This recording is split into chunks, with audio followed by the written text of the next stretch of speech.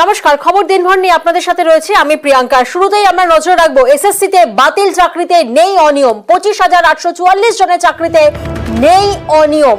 SSC চাকরি বাতিল মামলায় রিপোর্ট মধ্য শিক্ষা পর্ষদের। প্রতিনিধি অর্ণব এই মুহূর্তে আমাদের সঙ্গে রয়েছেন। অর্ণব, সুপ্রিম কোর্টে যে রিপোর্ট মধ্য শিক্ষা পর্ষদের তরফ থেকে দেওয়া হলো, সেখানে বোর্ডের অবস্থান কি? দেখো, শীর্ষ আদালতে মঙ্গলবার দিন প্রায় 26,000 এসএসসির চাকরি বাতিল মামলা শুনানি রয়েছে। চূড়ান্ত পর্যায়ে শুনানি হবে এবং বেশ কিছু ক্ষেত্রে শুনানিতে প্রধান বিচারপতি ডিওয়াই চন্দ্রচূড় যেভাবে মন্তব্য বা পর্যবেক্ষণ রেখেছেন তাতে অত্যন্ত বিষয়টা নিয়ে জটিল আকার ধারণ করছিল যে যোগ্য অযোগ্য তার সংখ্যা আদৌ এসএসসি বা বোর্ড দিতে পারবে। তো গতকাল শনিবার 3রা August West Bengal board of secondary education অর্থাৎ মধ্যশিক্ষা পর্ষদ তাদের অবস্থান স্পষ্ট করে 6 পাতার রিপোর্ট দিল সুপ্রিম কোর্টে এবং এই রিপোর্টের ভিত্তিতেই মঙ্গলবার দিন শীর্ষ আদালতে চূড়ান্ত শুনানি হবে। সেখানে তারা দাবি করলো মোট 25,844 জনকে চাকরি দেওয়া হয়েছিল। নবম দশমে প্রায় 13,000-এর বেশি, একাদশ দ্বাদশে 5,000-এর বেশি শিক্ষক, 2 ক্ষেত্রে সহকারী শিক্ষক পদে, এছাড়া গ্রুপ সি এবং গ্রুপ ডি সব মিলিয়ে এই সংখ্যাটা জানালো। তবে বোর্ড অর্থাৎ মধ্যশিক্ষা পর্ষদ তাদের জ্ঞানে ছিল না, জ্ঞান তো তারা জানতো না যে বিষয়টা, সেটা চাকরি ধরে ধরে এসএসসির সঙ্গে তারা যখন স্ক্রুটিনি করেছে সেখানে হিসেবে মিলে গেছে এবং এসএসসি এবং বোর্ডের মধ্যে কোনো তথ্যগত ফারাক নেই। কেন নেই? বেশ কিছু ক্ষেত্রে দেখা গেছে কাউন্সিলিং পর্বে অনেকেই স্কুল চয়েস করার পরও তারা জয়েন করেননি। সেই চাকরিগুলির ক্ষেত্রে একাধিক সুপারিশপত্র বা একাধিক অ্যাপয়েন্টমেন্ট লেটার ইস্যু হয়েছে। তাই এই পার্থক্য দেখা গেছে সুপারিশপত্রের সঙ্গে অ্যাপয়েন্টমেন্ট লেটারে। অনেক ক্ষেত্রে এসএসসি যে সুপারিশ করেছিল সেগুলো রং ছিল। কিরকম? স্কুলে দেখা গেছে যখন জয়েন করতে গেছে কোনো পরীক্ষার্থী, সেখানে ইতিমধ্যেই কেউ না কেউ অ্যাপয়েন্টমেন্ট হয়ে গিয়েছিল সর্বশেষ, সেক্ষেত্রেও নতুন করে অ্যাপয়েন্টমেন্ট লেটার বা এক্ষেত্রে সুপারিশপত্র দিতে হয়েছে। তাই হিসেবের পার্থক্য ধরা পড়ে কলকাতা হাইকোর্টে। যে বিষয়টা ত্রুটি নয়, এটা একেবারেই অনিচ্ছাকৃত একটা ভুল। যদিও ওএমআর নিয়ে যে কার্যকর বা বিক্রেটিভ সিবিআই রিপোর্ট ছিল সেটা নিয়ে কোনো তথ্য বা শব্দ খরচ করেনি মধ্যশিক্ষা পর্ষদ। আমাদের সঙ্গে তৃণমূল মুখপাত্র শান্তনু সেন রয়েছেন। শান্তনু বাবু, এসএসসি মামলায় নিজেদের অবস্থান স্পষ্ট করলো মধ্যশিক্ষা পর্ষদ। এসএসসি চাকরিতে নেই কোনো যোগ্য অযোগ্য, অর্থাৎ 25,844 চাকরি যোগ্য, কোনো অনিয়ম নেই। আপনার প্রতিক্রিয়া?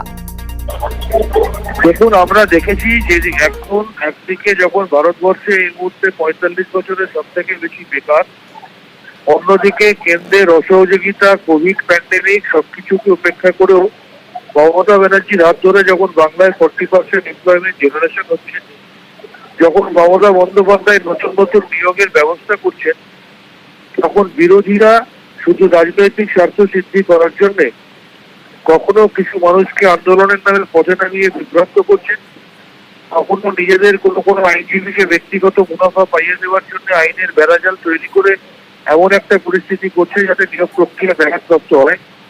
কখনো দেখছি মহামান্য আদালতের নির্দেশে এক স্ট্রোকে 26,000 মানুষের চাকরি যাওয়ার উপক্রম হচ্ছে।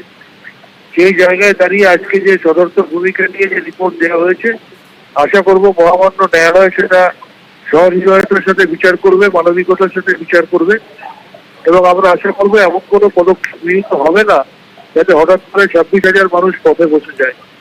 আমি আন্দোলনকারী যারা আছেন তাদেরকেও বলবো, বিভ্রান্ত হবেন না, সরকারকে সহযোগিতা করুন, নিয়োগ প্রক্রিয়াকে সচলভাবে চালু রাখতে সরকারের পাশে সহযোগিতার হাত বাড়িয়ে দিন। ধন্যবাদ শান্তনু বাবু। আরো একবার আপনাদেরকে জানিয়ে রাখি, এসএসসিতে বাতিল চাকরিতে নেই অনিয়ম। 25,844 জনের চাকরিতে নেই অনিয়ম। এসএসসি চাকরি বাতিল মামলায় রিপোর্ট মধ্য শিক্ষা পর্ষদের। এই মুহূর্তে শ্রমিক ভট্টাচার্য আমাদের সঙ্গে রয়েছেন। শ্রমিক বাবু, এক্ষুনি আমরা তৃণমূল নেতা শান্তনু সেনের সঙ্গে কথা বলছিলাম। এই রিপোর্ট, এই অবস্থান যখন বোর্ড স্পষ্ট করলো, তারপরে তৃণমূলের প্রতিক্রিয়া, বিরোধীদের রাজনৈতিক স্বার্থ সিদ্ধি করতেই নিয়োগ প্রক্রিয়ার ব্যাঘাত ঘটায়। আপনি কেন এটার প্রতিক্রিয়া নিচ্ছেন এটাই আমার কাছে সবচেয়ে বড় আশ্চর্যের বিষয়। কারণ এই স্টেটমেন্টটা কোনো আদালতের নয়।